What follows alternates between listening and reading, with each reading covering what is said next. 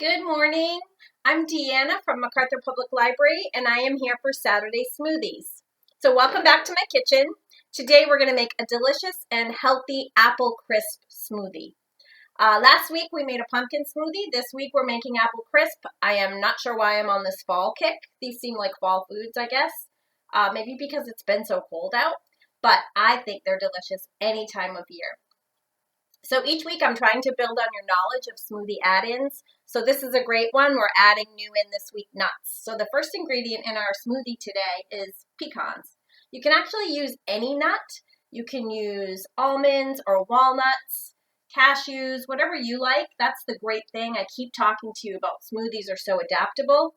I'm using pecans because A, I'm allergic to walnuts, and B, I just love the flavor and how the pecan translates into the smoothie. So nuts are so great for you. They are actually a great source of vitamins and antioxidants.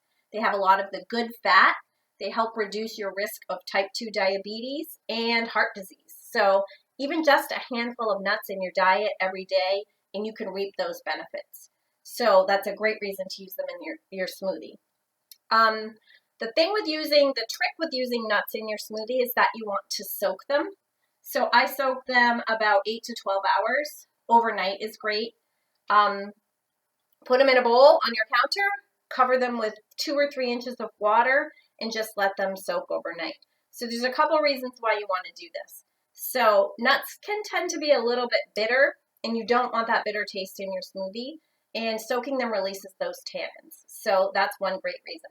Another reason is because when you soak nuts, it increases the enzyme activity, and that makes them easier for your body to absorb the nutrients in them, number one, and it's also easier for your body to digest.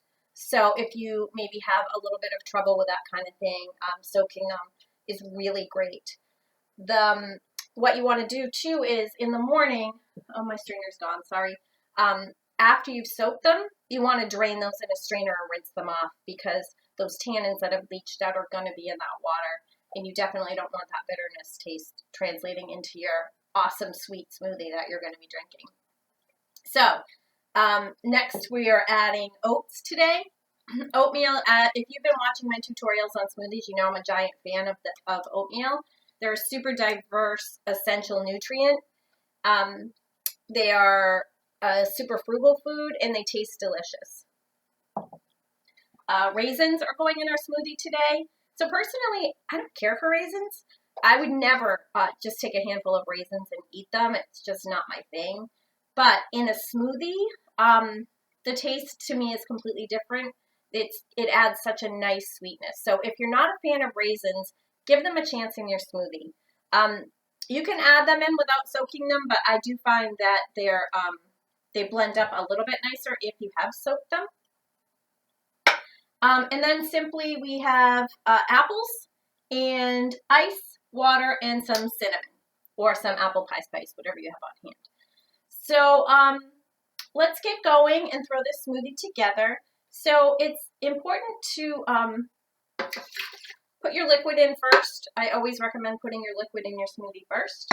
And then your softest ingredients, so that helps it blend. So I'm going to put my oats in. I'm adding a half a cup of water and a quarter cup of the soaked oatmeal. A quarter cup of the soaked nuts, whatever you're choosing to use. This is a scant third cup of raisins that I'm putting in. And apples. I'm using 2 apples, and I just rough cut them because these will blend up fine, and I leave the skins right on them. I did wash them really well first. And then I'm going to guess this is about a half a cup of ice. I have this ice cube tray. I found this on Amazon. I think they're for drinks, but I use them for smoothies. So they're giant ice cubes. So I'm using 2 of these. I think that's about a half a cup of ice. And then about a half a teaspoon of cinnamon or apple pie spice. And you won't believe this tastes exactly like apple crisp. It's so good. I was just going to talk a little bit too before we finish up about the soaking, because it can seem a little bit labor intensive. If you're making a smoothie every morning and you have to think every night about, oh, I have to soak my oats, or I have to soak the nuts or the raisins. So I just save jars, glass jars, and this stuff will last for 4 or 5 days in your fridge. So if you know that you're going to be making a couple of smoothies with oatmeal in it, you can go ahead and soak a little bit more overnight one night, rinse that off, stick it in with a little fresh water, and keep this right in your fridge so it's ready to go. So this is, I have raisins in this jar that have been soaking for a couple of days. And especially with the nuts, and the longer those are soaking, like I said, up to about 5 days, they're completely safe to eat that way. The first night I leave them on the counter, but after that I put them in the refrigerator. So this would be our smoothie ready to go. As you know, I'm not going to blend it because it's an unpleasant sound. And then when you're done, you're going to have this delicious looking apple crisp smoothie.